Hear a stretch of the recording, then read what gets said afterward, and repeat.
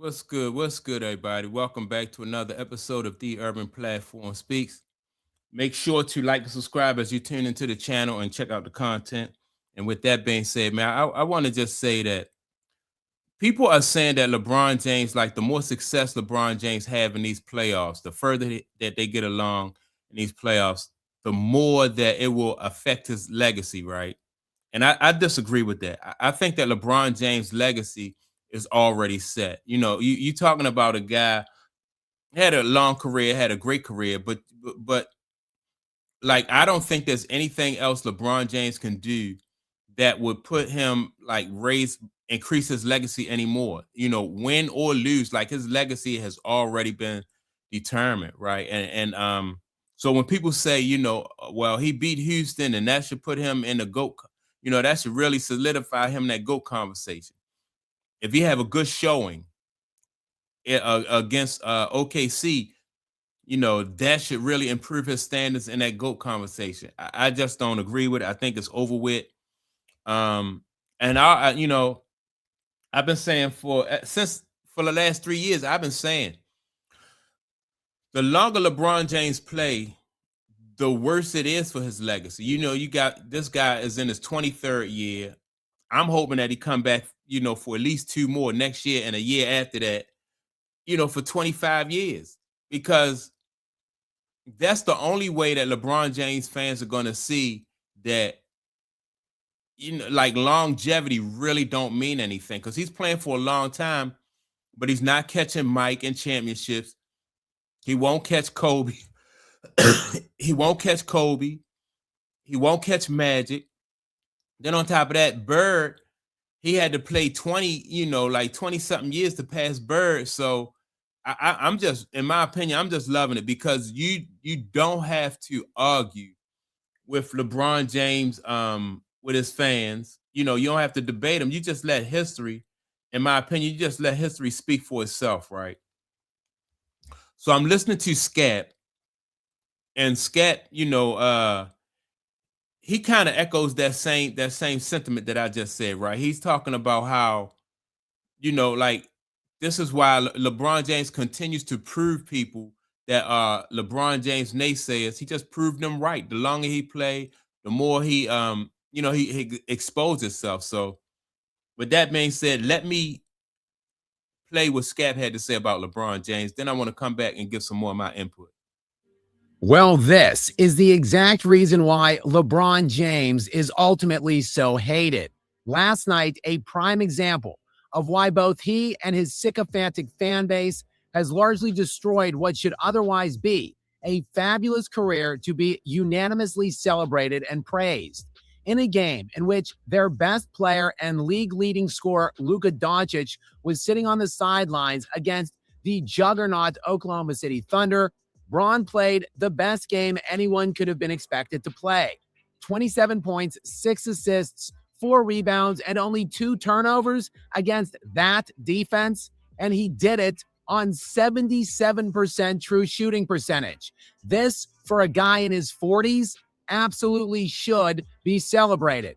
But after the game was the real performance to behold. When LeBron was asked about what went wrong in the game, and well, he immediately went to the Luka Doncic excuse card.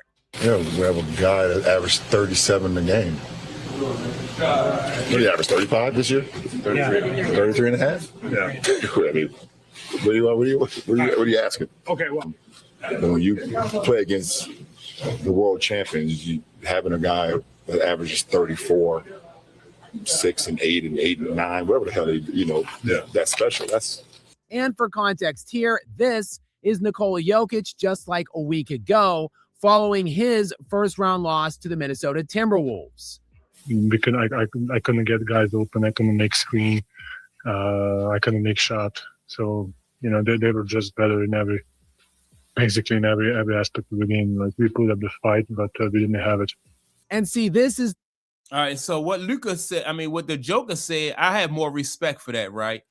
Because he knows and understands that he's the leader of the team. He can't, Aaron Gordon was out, and they don't have the team is not constructed. The Denver Nuggets are not constructed the same way that they were when they won the championship. So they didn't have the success. And the Joker took full accountability for that, right? He didn't make any excuses. LeBron James want to blame Luka, who didn't even play, talking about, Luka, what do you expect, from us? If you don't expect to win and you the leader, then, how can you expect everybody else to raise their game?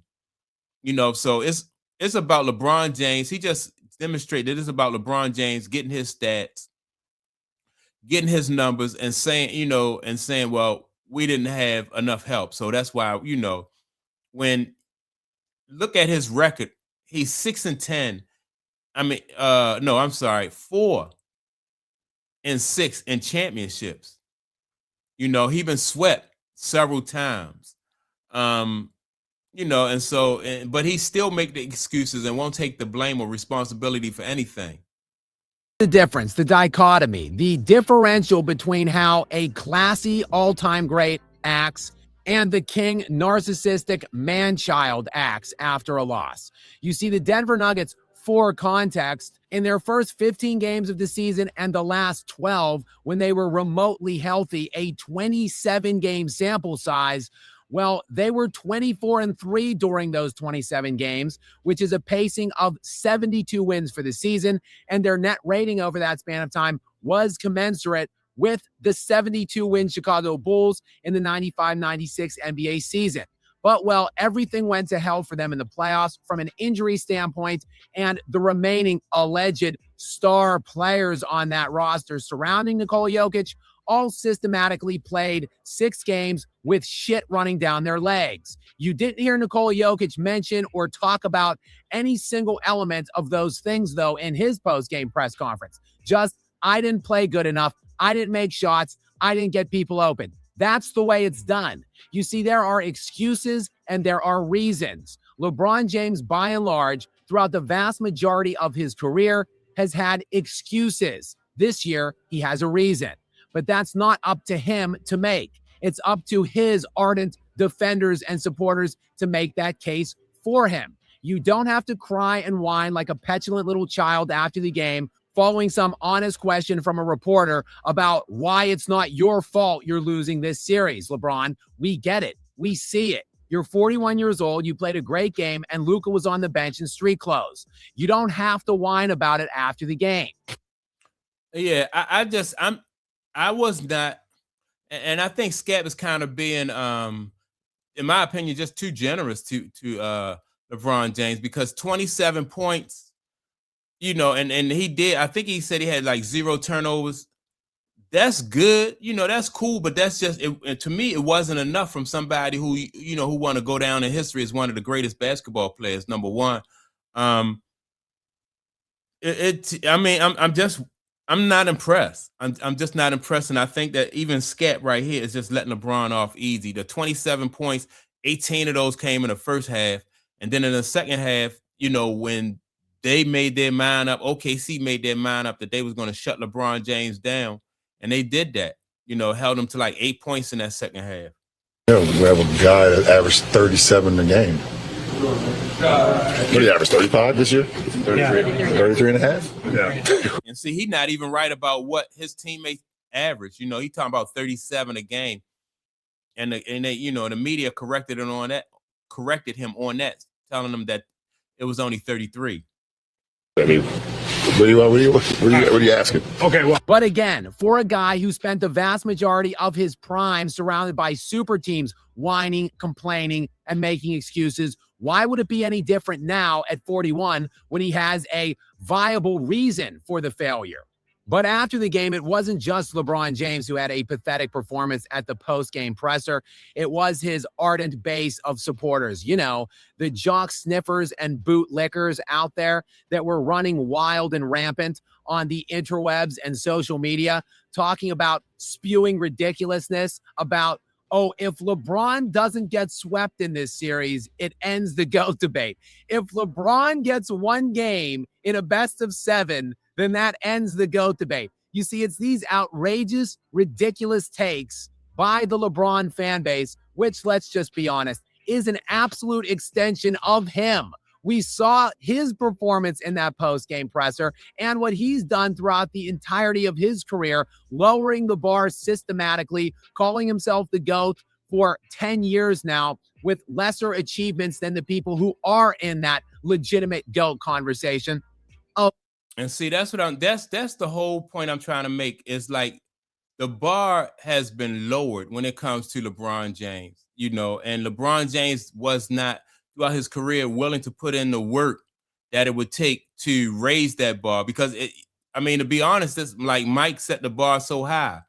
He set it so high that somebody who is a fanatic, somebody who is a gym rat like Kobe Bryant, it was hard for Kobe Bryant to even get, close to Mike and what Mike did. And look how hard Kobe worked, like his work ethic was, people knew, like it was legendary, his work ethic and how much time that he dedicated to the game. LeBron James was not going to put in that kind of work ethic. He wasn't going to, sacrifice like what Kobe did because he wanted to take shortcuts, and he thought that moving around from team to team, creating super teams would be that shortcut that would be able to get him past Mike. And in 23 years, he actually came up way shorter than what Kobe did, so shortcuts don't, in my opinion, shortcuts really don't pay off. And LeBron James, his legacy is already set no matter what he do in these playoffs. So, his fans, like I said, I keep saying it in my videos, I hope LeBron James play for another 2 years. He's not going to win a championship. And that's really something that you really don't have to argue about. Somebody in the league 23, 24, 25 years and he's still behind Mike and Kobe and Magic. I like it, because he's proven his naysayers, the longer he play, he's proven like his naysayers right. It's just becoming more and more obvious. So that's my take on it. Make sure to like and subscribe to the channel. And don't forget to leave a comment.